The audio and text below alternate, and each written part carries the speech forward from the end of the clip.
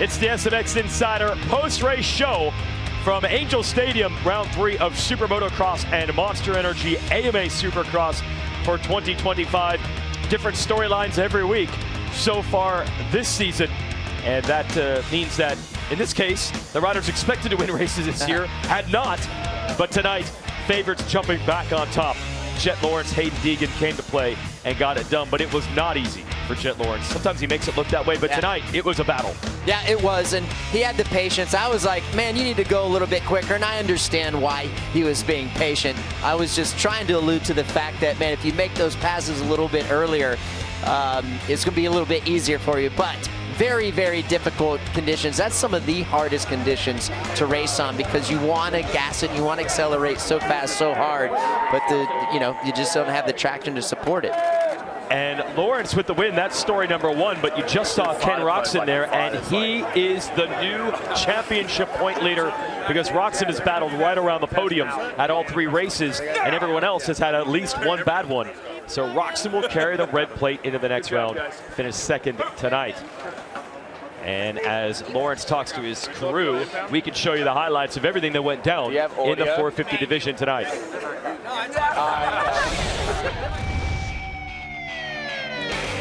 450 highlights from Anaheim. This is a low light, unfortunately, for the 2-time MXGP World Champ Jorge Prado in qualifying. Goes long on a jump, gets caught in that net, and he says he has dislocated his shoulder. I hated to see that for Jorge because I would like the biggest thing, make all the races. You know, that's how he's going to really improve in this. And I love his attitude. I think the sport needs him. And I hated that for Jorge. Not tonight. So here it is, gates down to the main event. We had a lot of rain before the race, making the track slick. And Justin Cooper from the last chance qualifier, bad gate, yet a hole shot. Fantastic start by Justin Cooper for sure. And I'll tell you what, he rode really well for seemed like the first half of the main event, and not surprising. I think with the conditions being slick, kind of slowed everything down, which would help his scenario. Big battle up front. You've got the Lawrence brothers and Jason Anderson. Anderson gonna get a twofer. I appreciate the number 1 of Jet Lawrence's patience. However, it made it a little bit tougher, him getting passed by all these guys early on. That was a pass attempt. You think something went wrong? I'm thinking something went wrong with Plessinger, like he missed his rear brake or something like that. And his handlebars get tangled up in the rear end and swing arm of Dylan Ferrandis' bike. He breaks the throttle housing. He's done, but rough night for the birthday boy. Here's Anderson going after the leader, Cooper. Well, that's a great pass, and that Monster Energy Kawasaki, that race team, and Brock Tickle and company had done a great job at setting that bike up, getting great drive through the whoops. So Lawrence goes after Cooper, but what's interesting about each battle, their next pack was always close. There's Roczen right there, Chase Sexton as well. It seems like every time that Jet would make a pass, he'd open up a door for Ken and Chase to get by. So now they're working on Cooper while Lawrence sets sail after Anderson. There's one pass, Roczen, and now Sexton as well. Kenny just riding extremely well. And here's going to go the pass for the lead. Great job by Jet, not giving an opportunity for the 21 to get back by, and that's what he had to do because of the pass.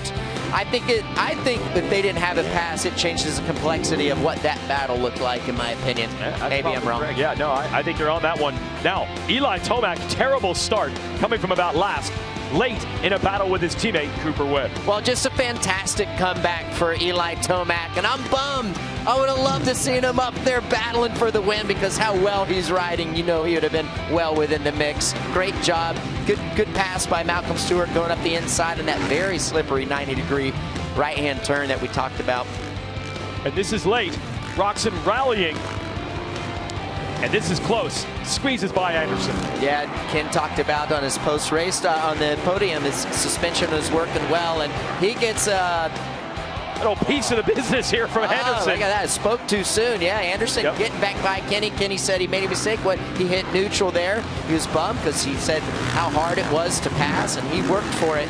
But I think he gets the, I don't know, the biggest move of the night when you compare of how he was riding in qualifying practice. Yes. He was way off. Yep, and the heat race wasn't good, and suddenly he finishes 2nd to take the point lead.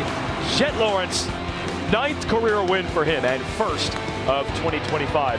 slow start to the year by his standards, but he's putting it together with 2 podiums in a row. And there's the congrats to the second place finisher, Roczen. And there's Anderson joining them on the podium. He was also on the podium at Anaheim 1. Now the results, probably the biggest news beyond the podium is Tomac finishing 7th after starting about last. Cooper Webb tried to come back and get him back late. Wasn't able to do it. Malcolm Stewart 9th, Justin Barcia 10th, Joey Savacci just outside the top 10 in 11th. And Sexton, who we hear was a little under the weather this week. Right. Well, good job.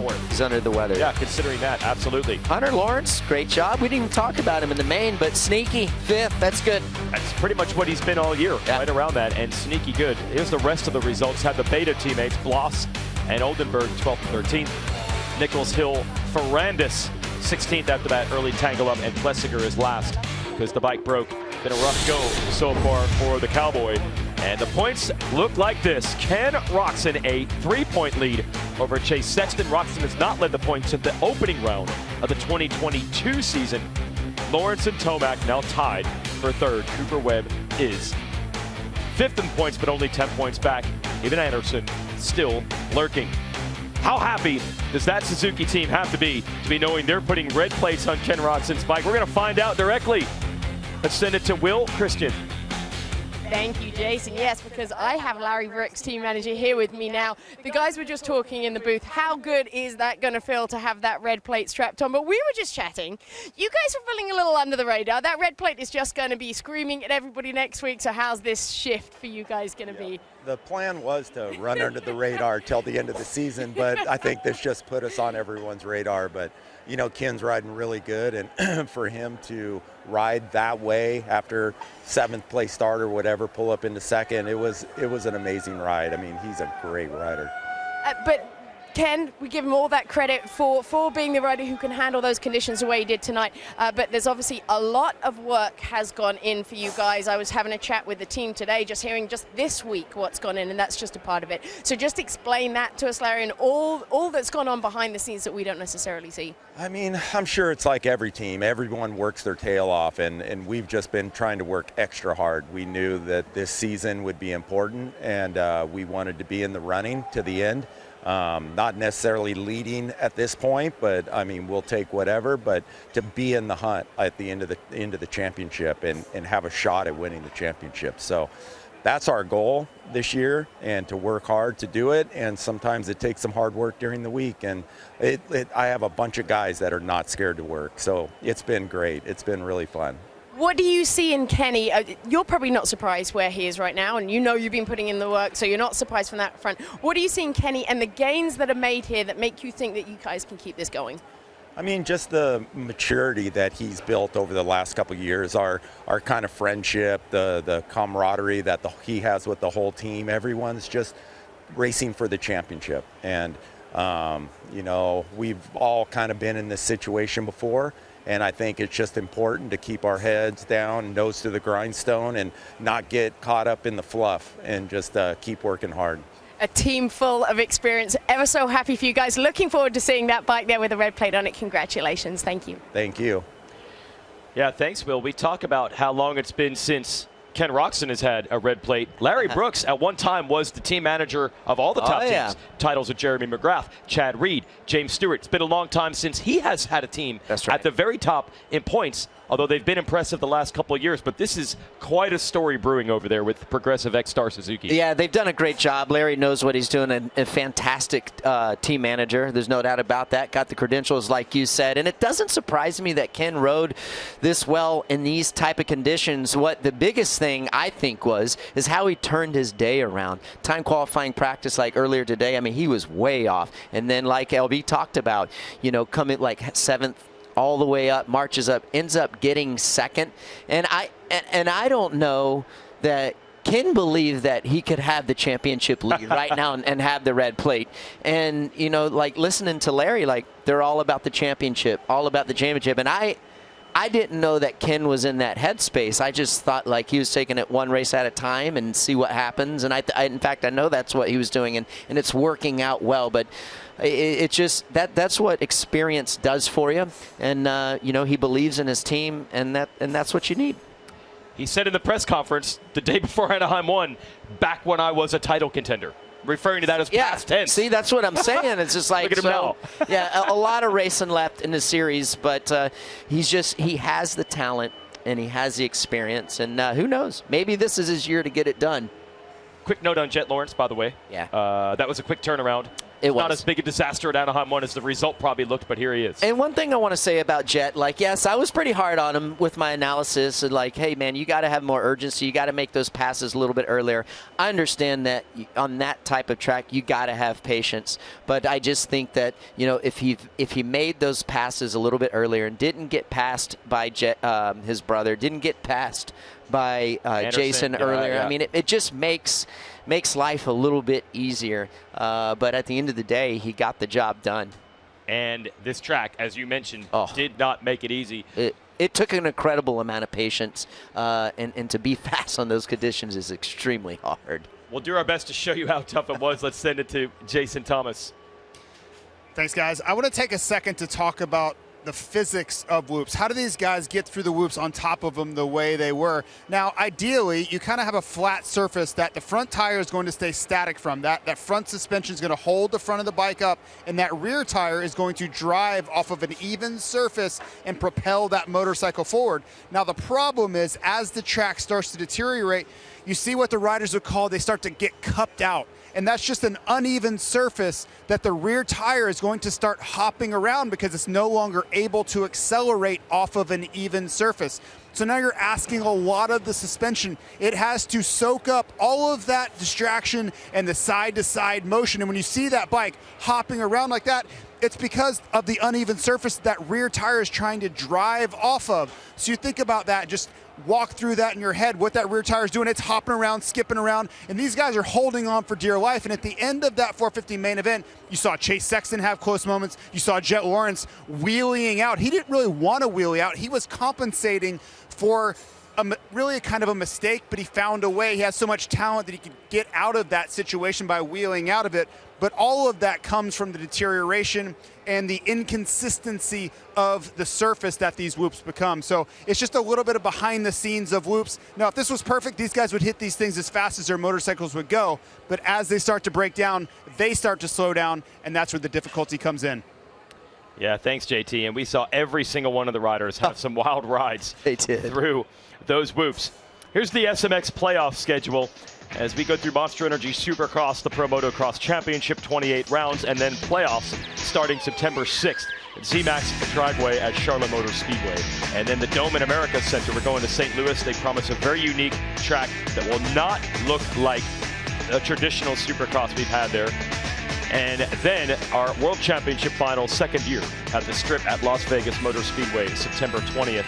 Pre-sale for tickets coming soon. SuperMotocross.com for all the info.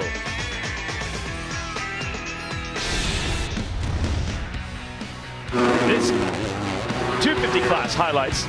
This is a heat race. And there is a battle now between Julian Beaumaire and Hayden Deegan. It's official. Well, Jason, you wonder when it was going to happen, and it happened tonight. And there you go, see Hayden giving him the business. Goes to the main event. A little bit of mist and rain coming down. Deegan, great start. Beaumaire right next to him, and he's going to have an opportunity in the same turn to pay him back. Yeah, well, if you didn't like what you see right now, you ain't going to like the rest of the main event from Hayden Deegan. He dominates this race, to say the least, and this is what we've expected of him, and this is why I think that we're like, what's going on? Yep. Because I was expecting a rise like this, but Cody Schock, man, he had a night. He had a night. It was fun to see him run up front a lot. Yep. It's around the rookie Parker Ross, who ran very strong early on the SLR Honda. Schock able to come through and log a nice top 5 for his team. And then Joe Shimoda, 2 broken fingers, salvaging points. And you see that rain coming down. Talk about the grit from the number 30 of Joe Shimoda. Well done, Joe. Keep fighting. Get through one more weekend, and you have some time to heal those fingers. Last lap, Jordan Smith looking for second against Beaumaire. Yeah, he tried to go for it.